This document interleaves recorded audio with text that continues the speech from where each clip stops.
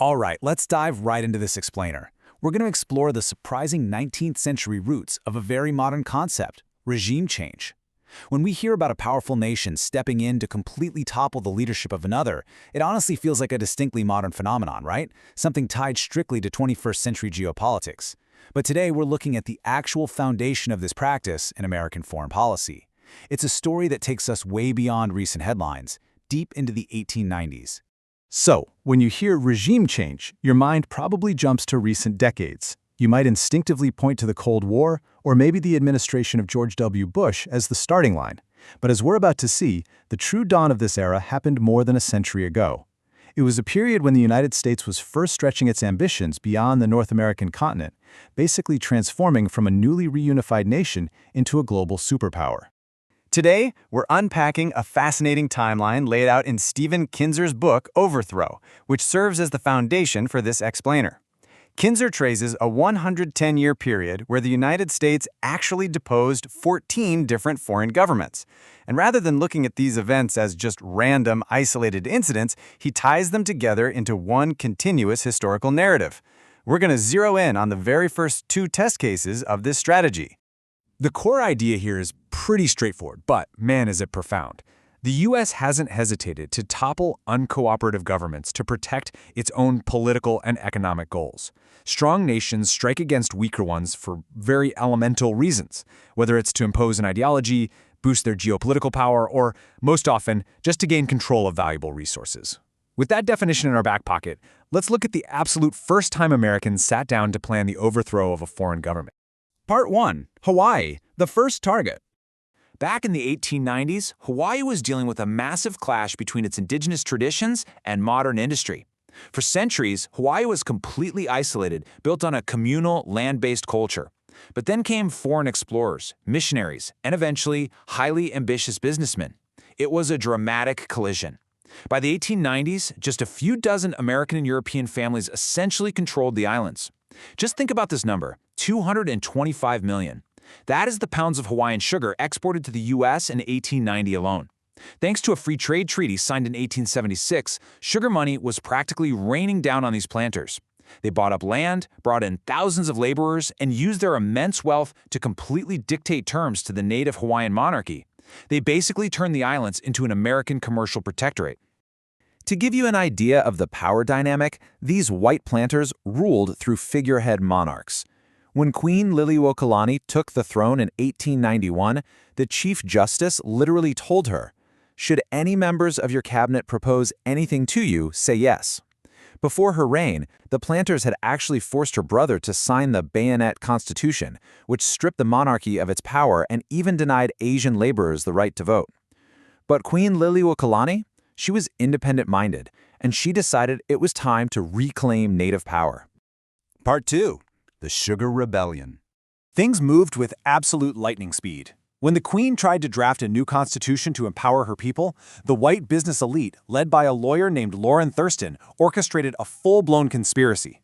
Thurston and his annexation club wanted nothing to do with democracy, mostly because non-whites vastly outnumbered whites on the islands. So they formed a committee of safety to overthrow her. Look at how fast this went down. On January 14th, the Queen makes her move. Just 2 days later, the conspirators call in a major favor from John L. Stevens, the American minister to Hawaii. Stevens decisively brings 162 heavily armed American troops ashore.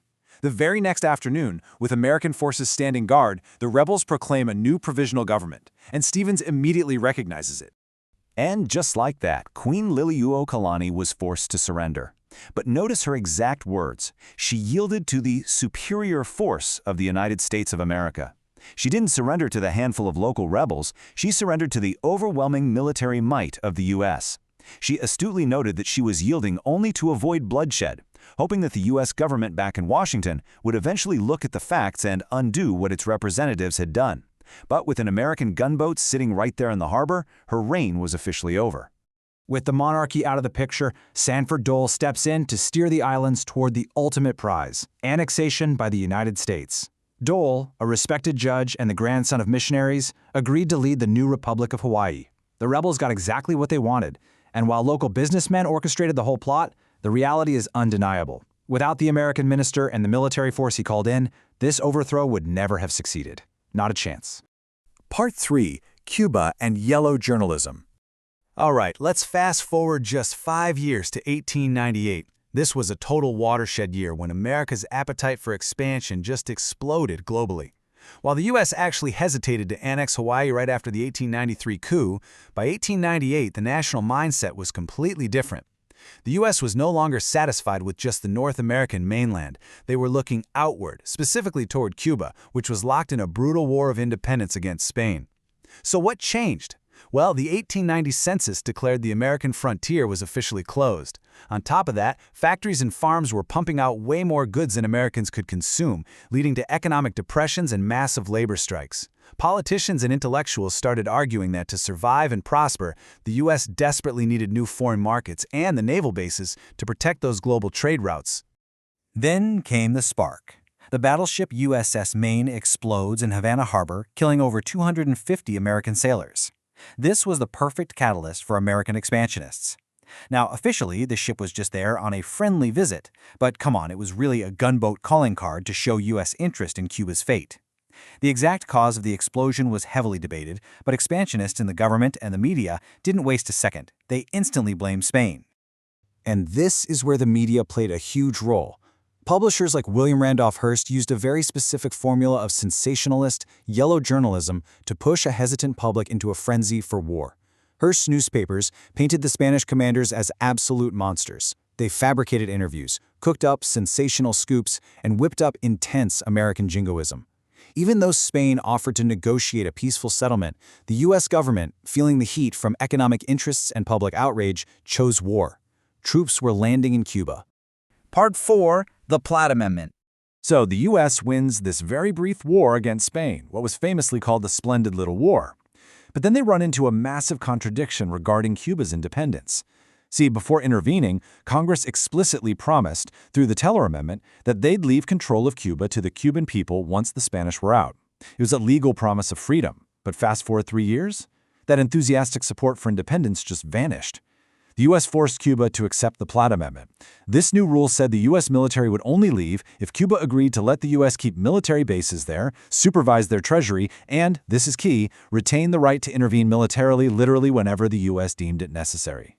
If you want to know what this was really all about, just listen to General Leonard Wood, the U.S. military governor of Cuba. He said, "When people ask me what I mean by stable government, I tell them money at 6%. It's incredibly blunt. The Cubans had fought a grueling 30-year war for true independence and social reform, but American officials essentially viewed them as unfit to govern themselves. For the U.S. authorities, a stable Cuba had nothing to do with democracy. It was about ensuring foreign capital could be invested safely and profitably." Part 5. A Century of Intervention. What happened in Hawaii and Cuba? Definitely not isolated incidents. They formalized the strategy that would dictate American foreign policy for an entire century. In both of these cases, the U.S. was driven by that potent mix of political power and corporate expansion. These early successes in the 1890s really emboldened American policymakers. They realized, hey, we can forcefully shape the political landscape of other nations to benefit American interests. As Kinzer points out, this imperial era was the exact moment when defending corporate power abroad became totally glued to U.S. national security. And back then, in this first phase, it was basically done out in the open. The guys who organized the coup in Hawaii didn't hide it, and the Spanish-American War was front-page news worldwide. They were overtly carving out a sphere of influence.